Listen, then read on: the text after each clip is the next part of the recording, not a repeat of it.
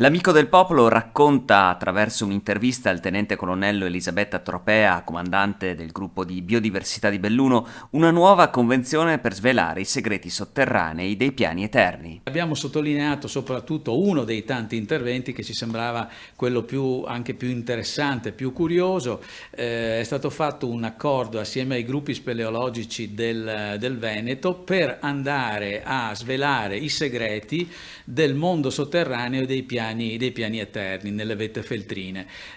Labirinti di caverne e di grotte ancora inesplorati e che grazie a questa intesa, a questo accordo tra carabinieri e speleologi avremo la possibilità di raccontare.